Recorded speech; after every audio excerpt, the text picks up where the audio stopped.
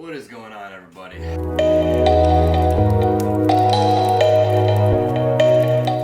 What problem are we gonna continue handling today? What are we trying to figure out?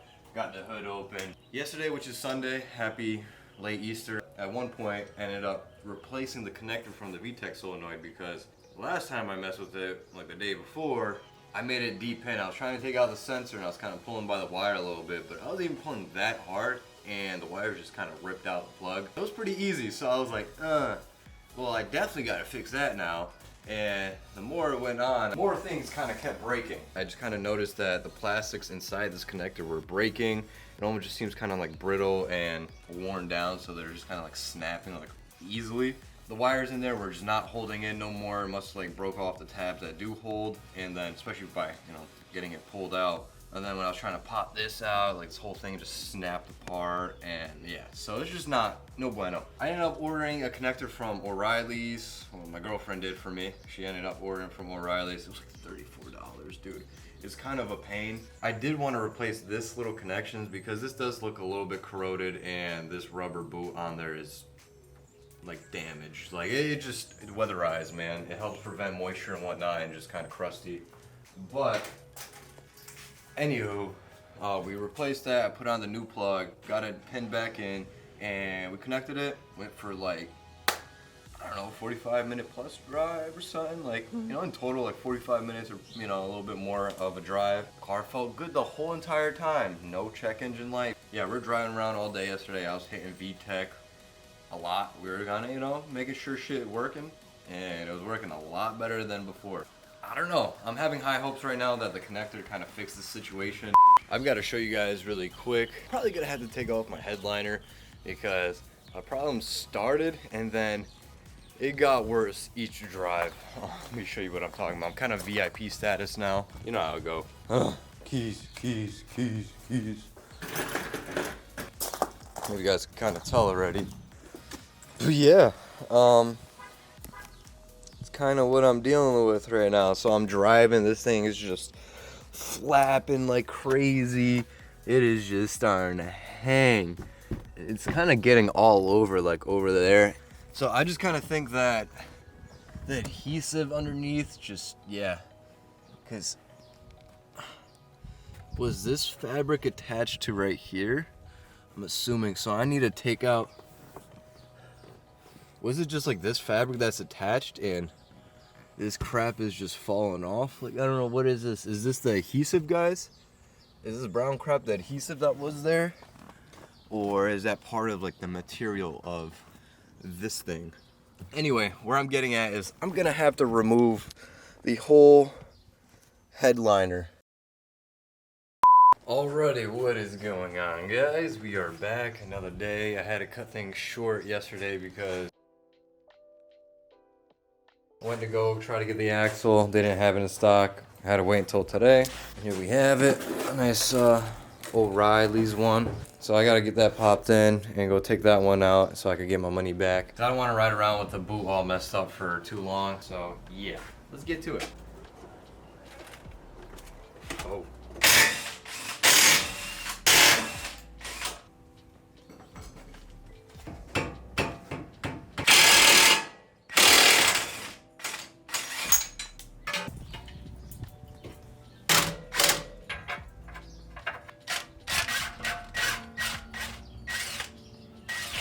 I like going crazy with the gun because it tears up the threading. I need a bigger hammer. Alright, so this is why I had to get a new axle. That looks so bad. It's like a pocket pussy, basically. Yeah, how would you know? Well, we know how they look like. I know.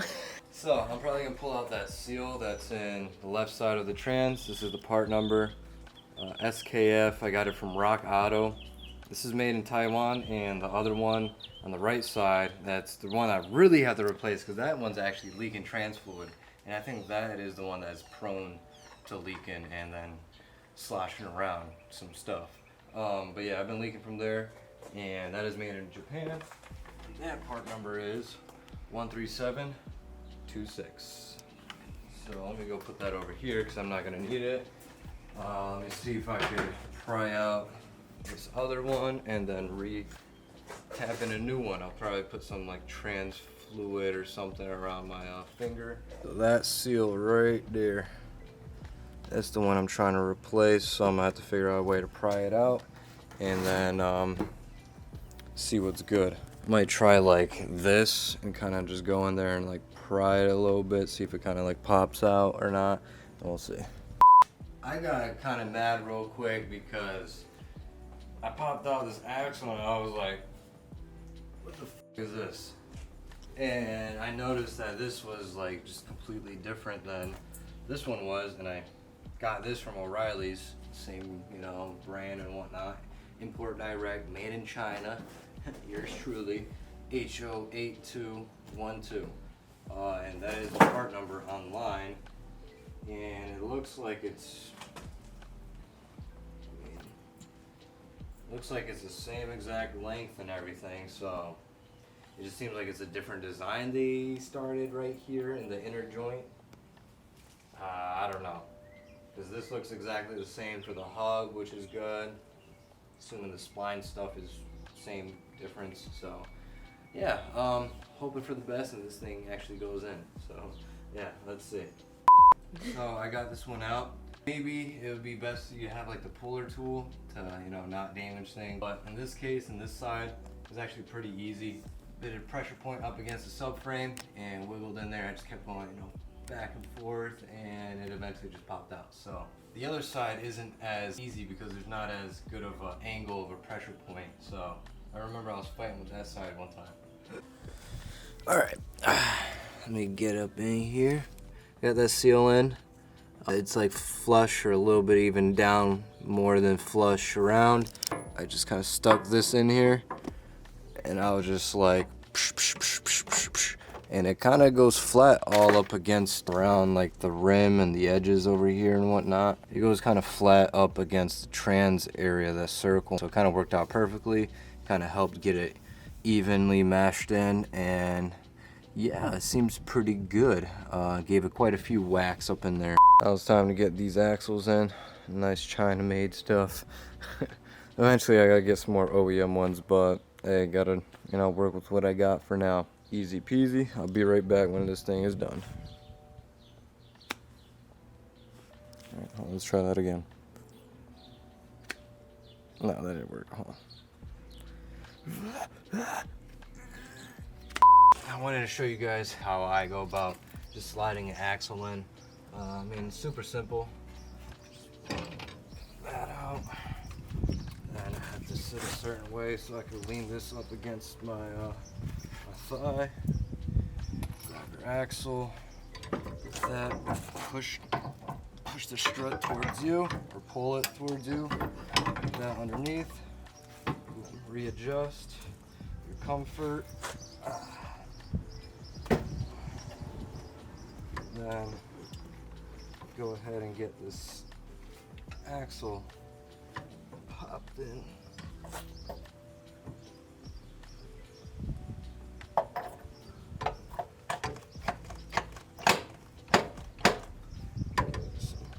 Just kind of slides in.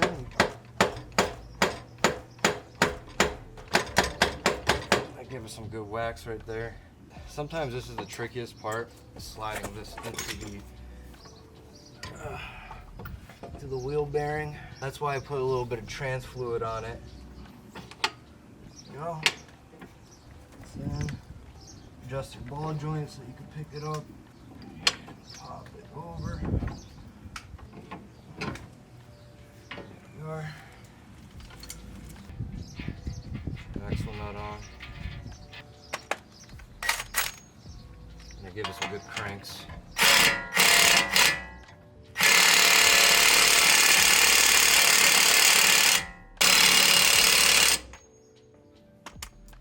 Never be too sure about that. Then you're obviously gonna have to come over here and bang that down.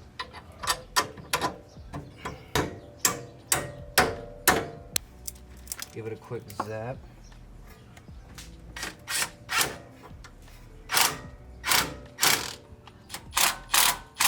You gotta put the ball joint nut back on. Go get a cotter pin and put a cotter pin on that, and we're good to go. And hit down this. And just like that, we're done, guys. Some quick maintenance before work feels good. Always feels good to be productive and get some things done with this TSX, because there's a long list of things I want to do. Like, I don't really have much time, but I really want to start getting the headliner off. Put this wheel on and be done. If you guys aren't following me on Instagram, make sure you guys do. Rish Spectfully on IG and rish.media. All the links are down below in the description for all social media, so go check it out. Follow my booze editor page and all that stuff. Make sure you guys go subscribe to the vlog channel. We're gonna start uploading on there a lot more too. And a recent video should be uploaded before this one is. So make sure you guys go check it out. Please, all the links are down below. Down below.